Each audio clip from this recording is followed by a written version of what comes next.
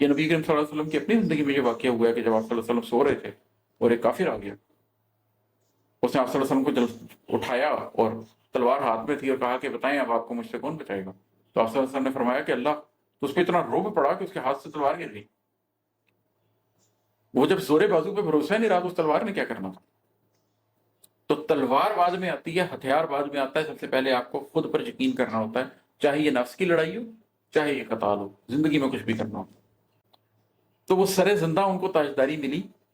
تو یہ روایت تو بڑی طویل ہے، یہ تو اللہ کرتا آیا، یہ اللہ کی سنت ہے کہ جو یوسف علیہ السلام کے ساتھ اللہ تعالیٰ نے کیا، ظاہر ہے وہ بہت بڑی ہستی تھے، وہ بہت بڑا مقام تھا، وہ بہت بڑے طریقے سے ہوئی، لیکن عام مومنوں کے لیے بھی اللہ تعالیٰ ہمیشہ سے یہ کرتا رہا ہے کہ ان کو زندگی میں کسی برے پروسیس سے گزار دیا، اس لیے کہ اس کے آخر میں ان کے لیے اچھائی پیدا کرنی تھی۔ تو جس کے دل میں ذرہ برابر بھی تکبر ہے وہ جنت نہیں دیکھے گا۔ تو اپنی ذات کو جھانکتے رہنا چاہیے، اپنی ذات کو دیکھتے رہنا چاہیے کہ اگر دنیا کے سامنے آپ کی عزت ہے تو کیا آپ کی اپنی نظروں میں بھی آپ کی توقیر ہے؟ اگر آپ کی اپنی نظروں میں آپ کی توقیر نہیں ہے تو دوسرے آپ کی جو عزت کر رہے ہیں وہ صرف آپ کے لیے خسارے کا سودا ہے، اس کے علاوہ کچھ بھی نہیں ہے۔ بسم اللہ الرحمن الرحیم۔ ایک غزل اور آپ کے ساتھ اس کے کچھ اشعار ڈسکس کرتا ہوں۔ یہ ہے کہ مطلب ہے اس کا کہ رحمت حق بھی تھی، ادراک کی تنویر بھی تھی۔ رحمت حق بھی تھی، ادراک کی تنویر بھی تھی، قلب روشن ہوا، ہمت بھی تھی، تقدیر بھی تھی۔ حضرت علی کرم اللہ وجہہ کا حوالے سے ایک منسوب ہے واقعہ کہ کسی شخص نے پوچھا کہ میں کس حد تک تقدیر کے تابع ہوں اور کس حد تک تقدیر میرے ہاتھ میں ہے؟ تو انہوں نے کہا کہ اپنا ایک پاؤں ہوا میں اٹھاؤ، تو اس نے اٹھا لیا۔ انہوں نے کہا اپنا دوسرا پاؤں بھی اٹھاؤ، تو اس نے کہا یہ تو میرے بس میں نہیں ہے۔ تو انہوں نے کہا بس اسی حد تک تمہارا اپنی تقدیر کے اوپر زور چلتا ہے کہ تمہیں ایک پیرامیٹر دے دیا گیا ہے، اس پیرامیٹر کے اندر رہتے ہوئے تم کچھ کام کر سکتے ہو، تمہیں الاؤڈ ہے، اور کچھ کام نہیں کر سکتے، وہ تمہاری تقدیر کے اندر لکھے ہوئے ہیں۔ تو یہ ہے کہ رحمت حق بھی تھی، ادراک کی تنویر بھی تھی، کہ ایک طرف تو مجھ پہ میرے رب نے رحمت کی، یہ ایک حقیقت ہے، دوسری طرف ادراک کی تنویر بھی تھی، جو زندگی سے سوچا، زندگی سے سمجھا، زندگی سے پرکھا، جو شعوری طور پر پوری کاوش کی، معاملہ فہمی کی، چیزوں کے حقیقت کو جاننے کی، اس سے جو روشنی پیدا ہوئی وہ بھی تھی۔ اللہ تعالیٰ خود یہ بات فرماتے ہیں کہ اللہ کسی قوم کی حالت تب تک نہیں بدلتا جب تک کہ وہ اپنی حالت کو خود نہ بدلے۔ اس کا مطلب ہے کہ قوم اپنی حالت خود بھی نہیں بدل سکتی، بدلتا اللہ ہے، لیکن اللہ بھی نہیں بدلتا جب تک وہ قوم خود نہ بدلنا چاہے۔ تو یہی بات میرے اپنے کیس میں بھی ہے جو میں اس شعر میں لکھ رہا ہوں، کہ رحمت حق بھی تھی، ادراک کی تنویر بھی تھی۔ ایک تو اللہ نے مجھ پہ رحمت کی، اور دوسرا میں نے شعوری طور پر جو کاوش مجھے کرنی چاہیے تھی وہ بھی کی، قلب روشن ہوا، ہمت بھی تھی، تقدیر بھی تھی۔ اس کا مطلب ہے کہ میری تقدیر میں یہ لکھا ہوا تھا کہ میرا قلب روشن ہونا ہے، لیکن تقدیر میں جو لکھا ہوا تھا وہ مجھے بستر پہ لیٹے ہوئے نہیں مل گیا، اس کے لیے مجھے ہمت بھی کرنی پڑی، مجھے کوشش بھی کرنی پڑی، مجھے کاوش بھی کرنی پڑی۔ قرآن بھرا پڑا ہے کہ یہی اللہ کی سنت ہے۔ اللہ نے فرشتے بھیج دیے مدد کے لیے، لیکن کب بھیجے؟ جب آپ 313 تھے، سامنے 1000 تھے، اور پھر بھی آپ نے پیٹ نہیں پھیڑی، پھر بھی آپ کھڑے ہو گئے، اور پھر بھی آپ جنگ پہ مدد ہیں۔ اللہ مدد بھیجتا ہے، لیکن تب بھیجتا ہے جب آپ پورے ایمان کے ساتھ اور پورے عمل کے ساتھ کھڑے ہو جائیں۔ تو رحمت حق بھی ہوتی ہے، لیکن ادراک کی تنویر بھی ریکوائرڈ ہوتی ہے۔ قلب کے روشن ہونے میں ہمت کا بھی کام ہوتا ہے اور تقدیر کا بھی کام ہوتا ہے، ان کے امتزاج سے ہی زندگی بنتی ہے۔ اور ہے کہ زور بازو پہ بھروسہ تھا حقیقی ہتھیار، زور بازو پہ بھروسہ تھا حقیقی ہتھیار، یوں تو کہنے کو میرے ہاتھ میں شمشیر بھی تھی۔ یہ بھی کچھ دنوں پہلے جب جنگ کا معاملہ چل رہا تھا تو ہم ٹی وی پر دیکھ رہے تھے، پریس کانفرنسز میں بھی، تو وہ کیا بات کر رہے تھے کہ جی پلین تو میٹر کرتے ہیں، لیکن اس پلین کے ساتھ سکل بھی میٹر کرتی ہے، اس پلین کے ساتھ آپ کا مائنڈ سیٹ بھی میٹر کرتا ہے، آپ کس جذبے سے، کس سوچ سے، کس سکل سے، کس ٹریننگ سے گئے ہیں، یہ سارا کچھ بھی میٹر کرتا ہے۔ تو زور بازو پہ بھروسہ تھا حقیقی ہتھیار، یوں تو کہنے کو میرے ہاتھ میں شمشیر بھی تھی۔ ٹھیک ہے، میرے ہاتھ میں شمشیر تھی اور مجھے اس کا فائدہ بھی تھا، تلوار کے بغیر میں نہیں لڑ سکتا تھا، لیکن وہ حقیقی ہتھیار نہیں تھا۔ حقیقی ہتھیار وہ تھا جو اس کے پیچھے جو زور بازو تھا، جس کے اوپر بھروسہ تھا کہ نہیں میں یہ کر سکتا ہوں۔ اگر آپ کسی سے وہ بھروسہ چھین لیں اور اس کے ہاتھ میں تلوار پکڑا بھی دیں، تو وہ جب دیکھے گا کہ دشمن آ رہا ہے تو اس کے ہاتھ سے وہ تلوار چھوٹ کے گر جائے گی، اس سے کچھ بھی نہیں ہوگا۔ یہ نبی کریم صلی اللہ علیہ وسلم کی اپنی زندگی میں یہ واقعہ ہوا ہے کہ جب آپ صلی اللہ علیہ وسلم سو رہے تھے اور ایک کافر آ گیا، उसने आप सल्लल्लाहु अलैहि वसल्लम को उठाया और तलवार हाथ में थी और कहा कि बताएं अब आपको मुझसे कौन बचाएगा। तो आप सल्लल्लाहु अलैहि वसल्लम ने फरमाया कि अल्लाह। तो उस पर इतना रोब पड़ा कि उसके हाथ से तलवार गिर गई। वो जब जोरे बाजू पे भरोसा ही नहीं रहा तो उस तलवार ने क्या करना था। तो तलवार बाद में आती है, हथियार बाद में आता है। सबसे पहले आपको खुद पर यकीन करना होता है, चाहे ये नफ्स की लड़ाई हो, चाहे ये कताल हो, जिंदगी में कुछ भी करना हो। और है कि कुछ मेरी जुस्तजू ले आई मुझे सबसे दूर, कुछ मेरी जुस्तजू ले आई मुझे सबसे दूर, कुछ मेरी जिंदगी इस तौर पे तहरीर भी थी। मैं अगर पीछे मुड़ के देखूं तो 15-16 साल पहले मैं कौन था और क्या कर रहा था।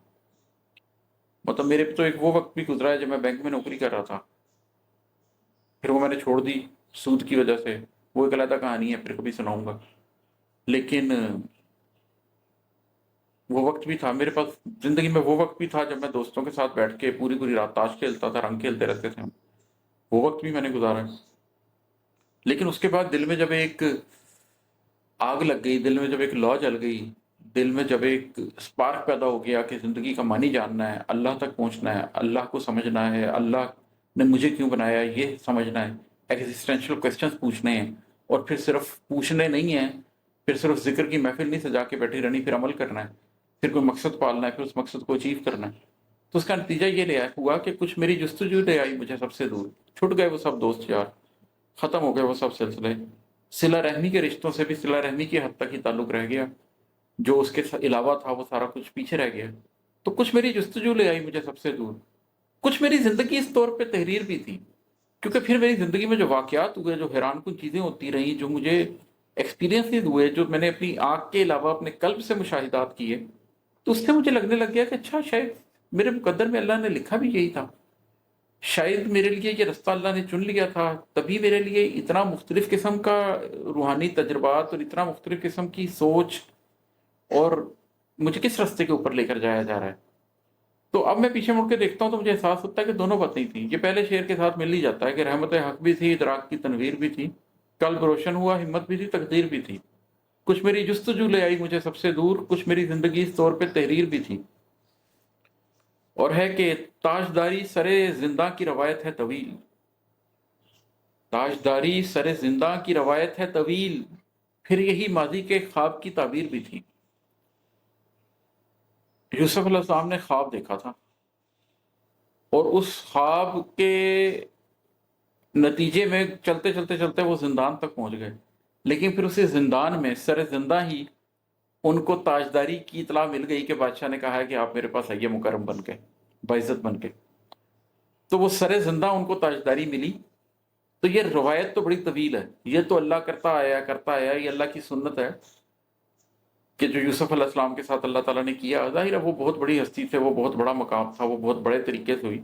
लेकिन आम मोमिनों के लिए भी अल्लाह ताला हमेशा से ये करता रहा है कि उनको जिंदगी में किसी बुरे प्रोसेस से गुजार दिया, इसलिए कि उसके आखिर में उनके लिए अच्छाई पैदा करनी थी। तो ये ताजदारी सरे जिंदा की रवायत है तवील, फिर यही माजी के ख्वाब की ताबीर भी थी। फिर मैंने भी एक ख्वाब देखा था जिंदगी में। कभी इंसानों को रोयाए सादिका आते हैं, मुसलमानों को रोयाए सादिका आते हैं, और जब आपको रोयाए सादिका आते हैं तो यकीनन आपका कल्ब गवाही देता है कि ये वो आम ख्वाब है ही नहीं जो मैं रोजाना देखता हूँ। तो कभी ये होता है कि आप जिंदगी में ये देखते हैं कि मैं तो एक जिंदान में फंस गया हूँ, मैं तो एक तकलीफ में फंस गया हूँ, मैं तो एक मुसीबत में फंस गया हूँ। फिर आप कुरान उठा के पढ़ते हैं तो आपको नजर आता है कि अच्छा अल्लाह ताला बता रहे हैं कि यूसुफ अलैहिस्सलाम ने ख्वाब देखा था, उस ख्वाब को पाने के लिए वो जिंदान से भी गुजरे थे।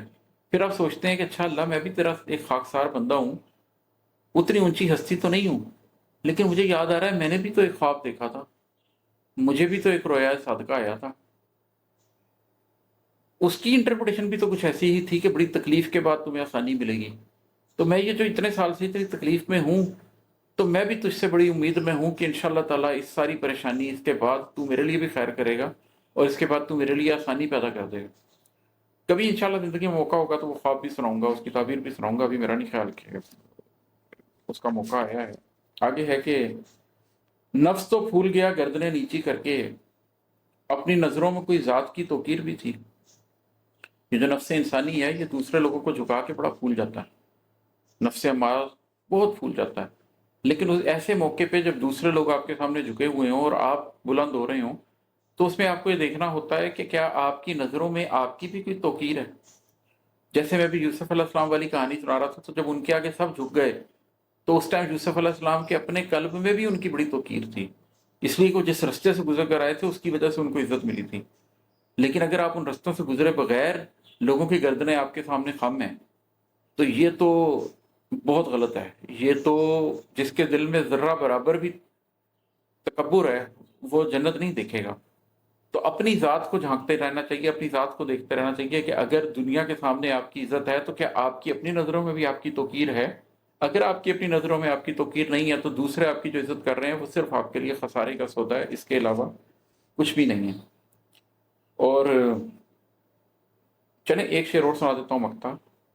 कैसा लम्हा था हकीकत के पनपने का इमाद, कैसा लम्हा था हकीकत के पनपने का इमाद, उड़ भी सकता था मेरे पाँव में जंजीर भी थी। जब हकीकत आपके कल्ब में पहली दफ़ा पनपती है, जब आप पहली दफ़ा मुशाहिदा कल्बी करते हैं, जब आप पहली दफ़ा हवा से बातिना से चीज़ों को देखते हैं, तो एक अजीब लम्हा होता है, एक अजीब सरशारी का लम्हा होता है, एक अजीब हुजूरी का लम्हा होता है। इसलिए कि उसमें दो बातें इकट्ठी हो सकती हैं। एक तो ये कि आपके पाँव ज़मीन पर नहीं लग रहे होते, आपको यूँ लग रहा होता है कि आप उड़ रहे हैं। पहली दफ़ा आपको ये एहसास होता है कि ये आपका जो जिस्म है ये तो कुछ भी नहीं है, ये मादी हकीकत तो कुछ भी नहीं है, इस कल्ब की परवाज़ तो बहुत दूर तक है। आप अपने आप को बाकायदा महसूस कर सकते हैं कि आप उड़ सकते हैं। लेकिन साथ ही आपको पहली दफ़ा ये एहसास होता है कि आप अल्लाह का बंदा होने की हैसियत से कितने बड़े गुलाम हैं, और आपके पाँव में एक जंजीर पड़ी हुई है, बेड़ियां पड़ी हुई हैं आपके पाँव में, और अपनी मर्जी से आप उफ भी नहीं करेंगे, अपनी मर्जी से आप खाएंगे भी नहीं, अपनी मर्जी से आप पहनेंगे भी नहीं, अपनी मर्जी से आप पिएंगे भी नहीं। अब आपकी मर्जी नहीं चलेगी। जब आपने हकीकत को जान लिया और आपको ये पता चल गया है कि अल्लाह आपसे ज़िंदगी में चाहता क्या है, तो अब आपके पाँव में एक जंजीर होनी चाहिए। अब मर्जी करोगे, अब अपने नफ्स के पीछे चलोगे तो तबाह बर्बाद हो जाओगे। तो कैसा लम्हा था हकीकत के पनपने का इमाद, उड़ भी सकता था, मेरे पाँव में जंजीर भी थी।